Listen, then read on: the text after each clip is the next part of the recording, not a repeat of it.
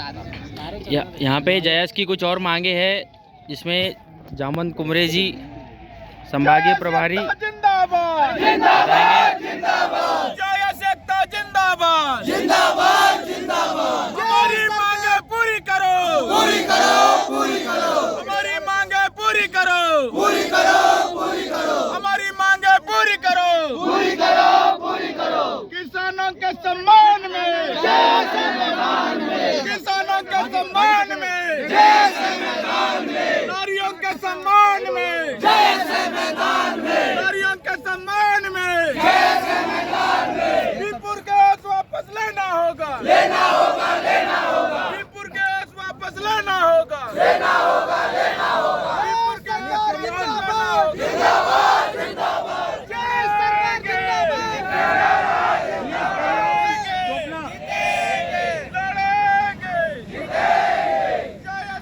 जिंदाबाद जिंदाबाद जिंदाबाद। हमारी मांगे पूरी करो पूरी करो पूरी करो। हमारी मांगे पूरी करो पूरी करो पूरी करो। देख सकते हैं यहाँ पे जयस के और भी मुद्दे हैं, जिसमें जामवंत कुमरे जी संभागीय प्रभारी बताएंगे। जोहर जिंदाबाद जय जिंदाबाद। आज हमारे बीच में भीमपुर तहसील में शिवराज सिंह चौहान जी पहुँचे। हम उनसे यही उम्मीद करते हैं कि यहाँ पर जो आदिवासियों की ज़मीन है उसके ऊपर अतिक्रमण किया गया था और उसके लिए जयस के माध्यम से बहुत बड़ा आंदोलन हुआ था, लेकिन सरकार और प्रशासन ने क्या किया था कि उन आदिवासियों की जो हक की लड़ाई लड़ रहे थे वहाँ पर हमारे युवाओं के ऊपर लाठीचार्ज किया गया और उनको आज तक अभी तक कोई न्याय नहीं मिला है। अभी तक कोर्ट अपील नहीं की गई है। हमारी और भी ऐसी अन्य मांगे हैं जो पूरे बैतूल जिले की समस्याओं से जूझ रहा है। जैसे आज राजस्व ग्रामों के जितने सामुदायिक संसाधनों पर आज ग्राम सभा ग्राम पंचायत का नियंत्रण और प्रबंधन होना चाहिए। लघु वनोपज के लिए बहुत सारे जो शुद्ध मूल्य होना चाहिए वो उनको मिलते रहना चाहिए। आज हमारे किसानों की बहुत सारी छोटी छोटी बड़ी बड़ी समस्या है, उनको आज बीज भंडारण के लिए जगह उपलब्ध नहीं है, तो ये हर ब्लॉक में मतलब अलग अलग भंडारण का गोदाम बनाए, जिससे कि वो लोग वहीं पर उनको सही समर्थन मूल्य में खरीद सके, ताकि उनको बैतूल ना जाना पड़े। और इसके अलावा जो बिजली की समस्या है वो बहुत ज़्यादा ग्रामीण क्षेत्रों में परेशानियां और समस्याओं से जूझ रहे हैं। हमारे आज बैतूल जिले के युवा सबसे ज़्यादा बेरोजगार है, उन लोगों को रोजगार के लिए जल्दी से जल्दी नौकरी मुहैया करवाए। हमारे बहनों के साथ में जो अत्याचार अनाचार हो रहा है उनके ऊपर लगाम लगाने के लिए वो सबसे ज़्यादा कदम उठाए। रेत के लिए जो 10 क्यूबिक होता है वो मुफ्त में प्रदान करने की जो योजना है वो प्रदान करे। हमारे पास में जितने भी लघु वनोपज होते हैं या फिर ऑरेंज एरिया टास्क फोर्स के लिए जो सुझाव और सिफारिश किए गए थे उन सिफारिशों के अनुसार उस पर सख्त कार्रवाई की चाहिए, क्योंकि जिससे क्या होगा, हमारे आदिवासी समाज के जितने भी लोग अलग अलग ग्रामों में रहते हैं उनकी ज़मीन नहीं हथियाई जाएंगी। और ऑरेंज एरिया टास्क फोर्स की जो एरिया है उसमें अगर ज़मीन आवंटित की जाती है तो यहाँ जैसे आज मेडिकल कॉलेज नहीं खुलने का सबसे बड़ा रीज़न यही है। तो आज हमारे मेडिकल कॉलेज अगर बैतूल जिले में होता है तो हमारे युवा साथी बहुत सारे डॉक्टर और इंजीनियर निकलेंगे। इंजीनियर बनोगे कि नहीं बनोगे? डॉक्टर बनोगे कि नहीं बनोगे? तो मित्रों, ये ऑरेंज टास्क फोर्स की हम लोगों ने जो मांग की है माननीय मुख्यमंत्री जी के द्वारा, वो 6 फरवरी 2022 को प्रस्तुत किया गया था। उस आवेदन के तहत अगर यहाँ के जितने भी ऐसे डी नोटिफाइड हमारे एरिया को अगर वो लागू कर दिया जाता है तो यहाँ पर मेडिकल कॉलेज के लिए ऐसी जगह बंजर जमीन मिल सकती है जिससे कि सरकार वो मेडिकल कॉलेज खोल सकती है, इंजीनियरिंग कॉलेज खोल सकती है, कृषि के विश्वविद्यालय खोला जा सकता है। तो उससे आदिवासियों की भी जमीन बच जाएंगी। अन्यथा अभी तक क्या होते आ रहा है कि सारे जितने भी डैम का निर्माण होता है या कई योजनाओं का निर्माण होता है वहाँ पे ज़्यादातर आदिवासियों को ही उठा के विस्थापन कर दिया जाता है और उनके ज़मीन पे वहाँ पर हमेशा कोई भी योजना बनाई जाती है, जिससे हमारे अनुसूचित और अधिसूचित जो क्षेत्र होते हैं उनके हमारे आदिवासी लोग जो है वो कम होते जा रहे हैं।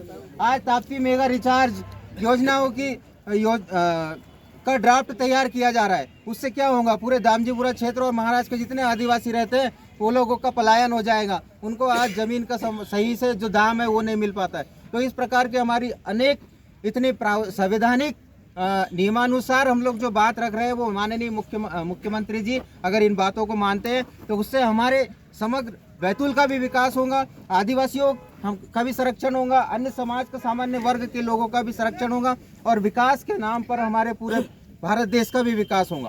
तो आज हम लोग यही मांग करते हैं कि माननीय मुख्यमंत्री जी अगर इन हमारे पूरे जितने भी हमारे ज्ञापन हैं उनके माध्यम से हम लोग जो उनको सौंप रहे हैं, यदि इस पे एक्शन लेती है और कार्य करती है तो निश्चित रूप से हमारे इस आदिवासी बाहुल्य क्षेत्र को आगे लाने में और विकास की मुख्य धारा में लाने में कोई नहीं रोक सकता।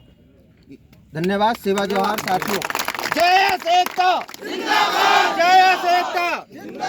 हमारी मांगे पूरी करो, हमारी मांगे पूरी करो। लड़ेंगे लड़ेंगे, एक तीर एक कमान, आदिवासी एक समान। एक तीर एक कमान, आदिवासी एक समान। भीमपुर केस वापस लो, भीमपुर केस वापस लो। पिपरिया से हमारे बीच में जो भैया है दिलीप भैया, उन्होंने बताया था कि पिछले बार जब सीएम आए थे उन्होंने यहाँ मंच से बोलकर गए थे कि ये जो कुंड बकाजन वाला नहर है इसको पूर्ण रूप से हम सीमेंटीकरण करा देंगे, लेकिन अभी तक सीमेंटीकरण नहीं हुआ है। तो भैया आपको दो शब्द बताएंगे आप लोगों। तो बताइए महोदय जी। ये कुंड से जो नहर गए हैं आदर्श पिपरिया तक, इसको सीमेंटीकरण करने के लिए 10 साल पहले बोले थे शिवराज सिंह ने, तो ये अभी तक हुआ नहीं उनका, तो इसलिए इसको पूरा किया जाए और ये वादे पूरा होना चाहिए। झूठे वादे करके और छोड़ देते हैं, 10 साल हो गया है ये।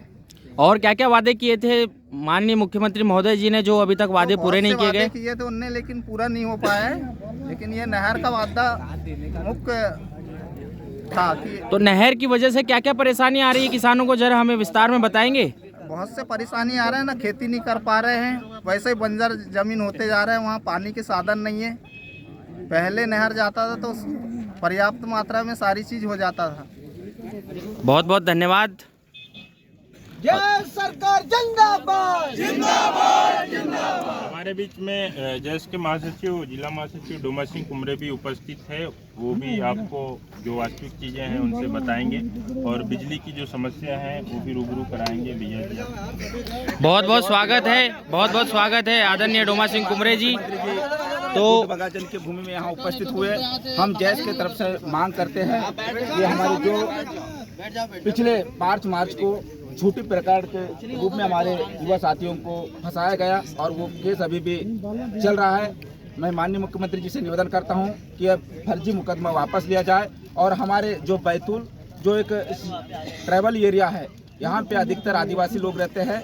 निश्चित रूप से हमारी चिचोली हो या भीमपुर हो, यहाँ पे मंडी होना चाहिए किसानों के हित के लिए। आज सबसे ज़्यादा यूरिया भ्रष्टाचारी के रूप में बिक रहा है, लेकिन हमारे जो सोसाइटी है उसमें किसानों को यूरिया उपलब्ध नहीं हो रहा है। ऐसे माननीय मुख्यमंत्री जी से मेरा निवेदन है कि हमारे किसान भाइयों के हित के लिए जो योजनाएं चला जाए उसको धरातल पर लागू किया जाए और साथ ही जो प्रदेश में लगातार आदिवासियों के साथ शोषण अत्याचार हो रहे हैं। माननीय मुख्यमंत्री जी कहते हैं कि हम आदिवासियों के साथ हैं, लेकिन मैं माननीय मुख्यमंत्री जी से कहता हूं कि प्रदेश में लगातार जो आदिवासियों के साथ शोषण हो रहा है, अत्याचार हो रहा है, आप निवार की बात करो, निमज की बात करो, लेकिन माननीय मुख्यमंत्री जी इन चीज़ों पे जो हत्यारे उनको संरक्षण दे रहे हैं। मैं मुख्यमंत्री जी से भी निवेदन करता हूँ कि ऐसे अपराधियों को कड़ी सजा दिया जाए। साथ ही हमारे जो प्रदेश में लगातार बेरोजगार बढ़ रहा है, इस पे रोजगार की और स्वरोजगार की और बड़े योजनाएं धरातल पर लागू किया जाए और जो निजीकरण हो रहे हैं, चाहे आप शिक्षा की बात करें, जितने भी योजना है जो निजीकरण हो रहे हैं उन पे अंकुश लगाया जाए। मैं इतना ही निवेदन करता हूँ माननीय मुख्यमंत्री जी से। और हम लोग वनवासी नहीं है, आदिवासी है, हम लोगों को वनवासी शब्द करके अपमानित ना किया जाए। माननीय मुख्यमंत्री जी से निवेदन है। बहुत बहुत धन्यवाद। और यहाँ पे हमारे बीच में जयस के कारवा अध्यक्ष सुनील करोची जी भी मौजूद हैं, वो बताएंगे हमें कि बताइए महोदय जी, भीमपुर में ऐसा क्या हुआ था जिसकी वजह से आदिवासियों पे मुकदमे दर्ज किए गए थे?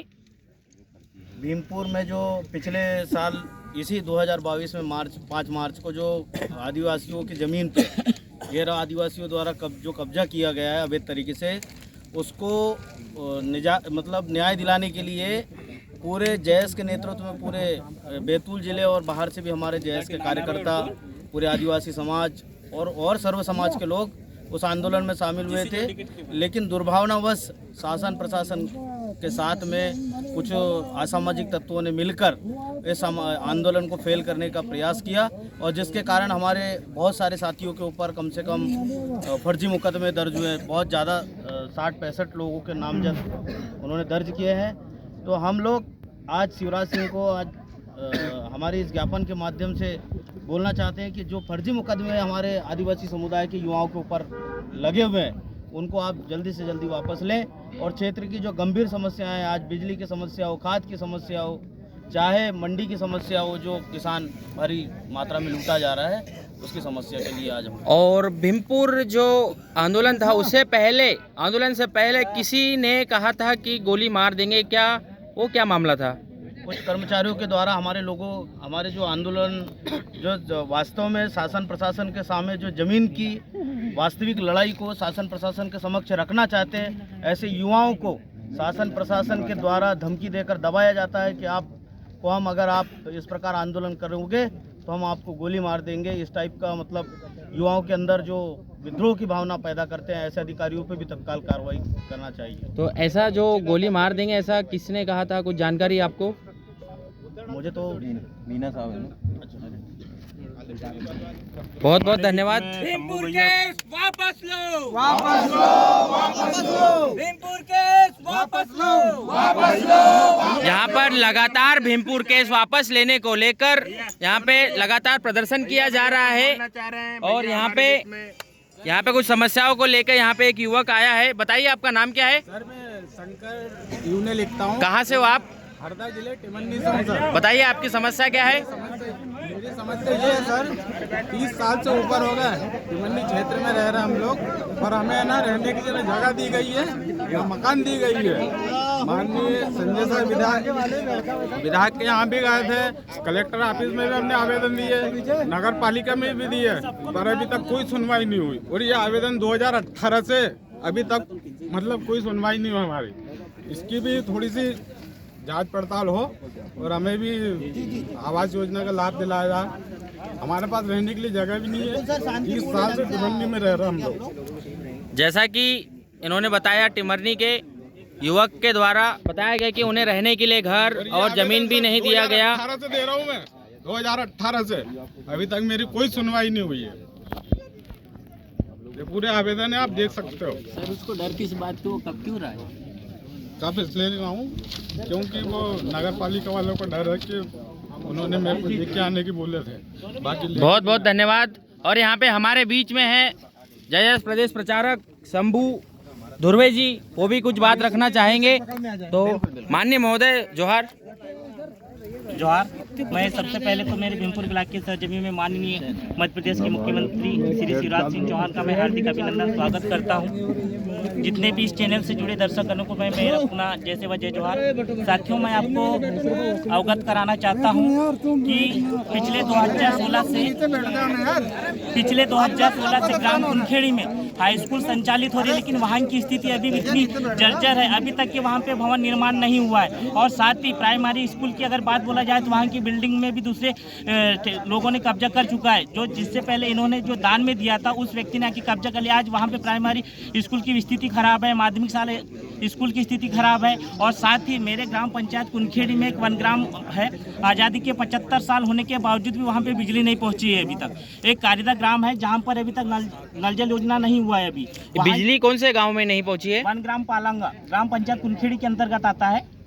बहुत बहुत धन्यवाद। और ग्राम कारिदा में अभी भी वहाँ के लोग इतने परेशान, अभी पीने के लिए पानी नहीं, मात्र एक हैंडपंप है जो 1 किलोमीटर दूर से पानी लेके जाते हैं उन लोग। इसका हमने कई बार आवेदन लगाए, लेकिन अभी तक ऐसा कुछ नहीं हुआ।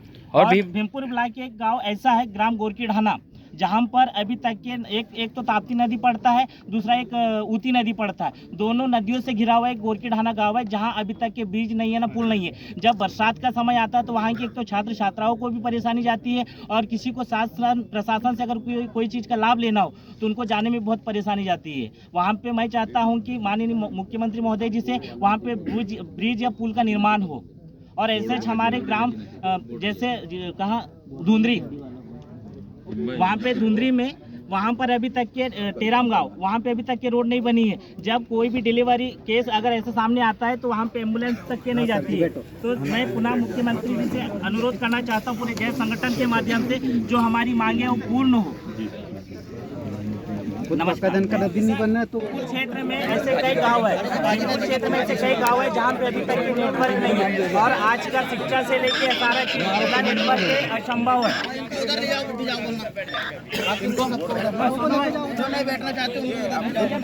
और यहाँ पे जयस उपाध्यक्ष ऋतिक बाबा परते भी मौजूद है, वो भी अपनी बातें रखेंगे।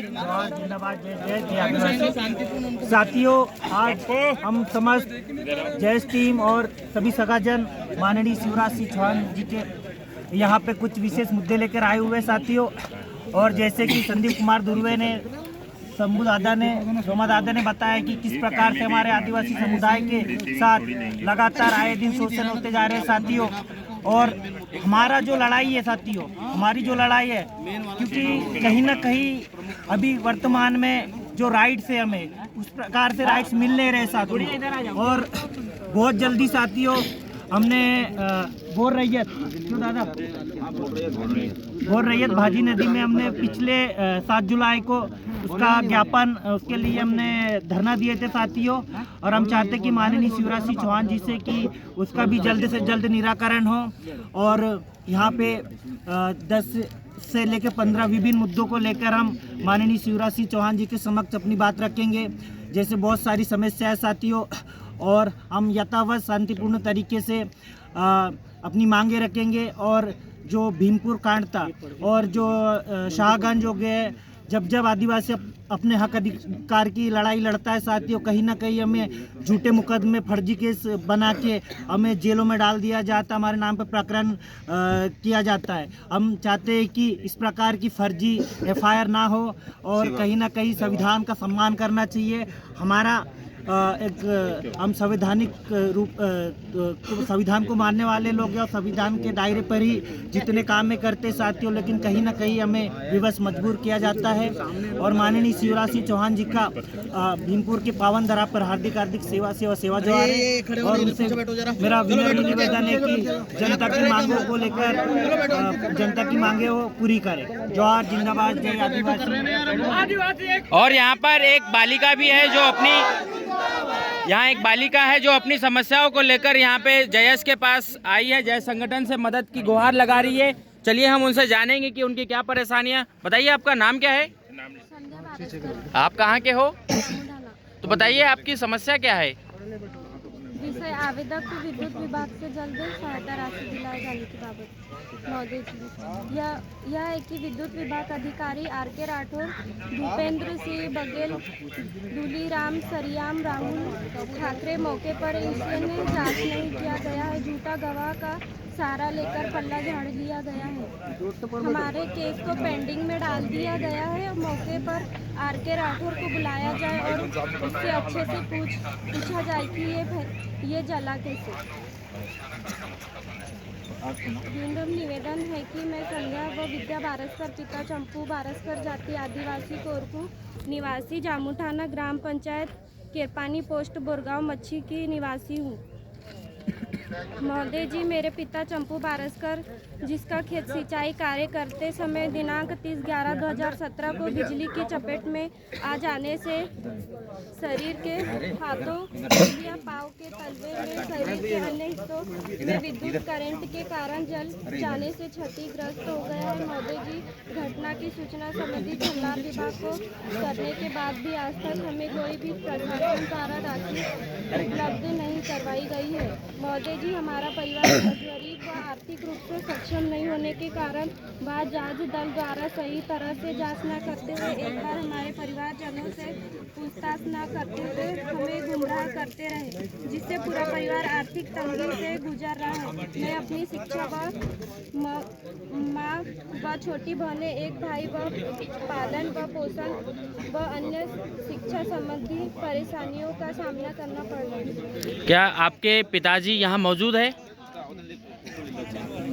देख सकते हैं यहाँ पे जो बिजली की वजह से इनको करंट लगने से इनके हाथ पैर और पीठ सुलझ गए थे, वो यहाँ मौजूद है।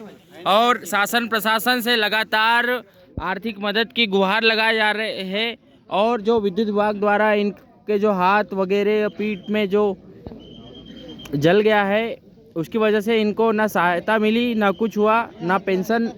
तो बताइए आपकी ये घटना कब घटित हुई थी? 30/11/2017 को। 30/11/2017 को यह घटना घटित हुई और बिजली विभाग द्वारा ना कोई इनके ना कुछ इन्हें सहायता मिली, ना ही कोई मदद मिली। देख सकते हैं इनके हाथ किस प्रकार क्षतिग्रस्त हो गए हैं।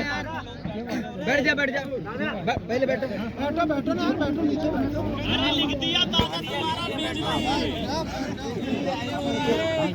अरे बैठ जाओ, सब बैठ जाओ। ले भाई बैठ जा यार।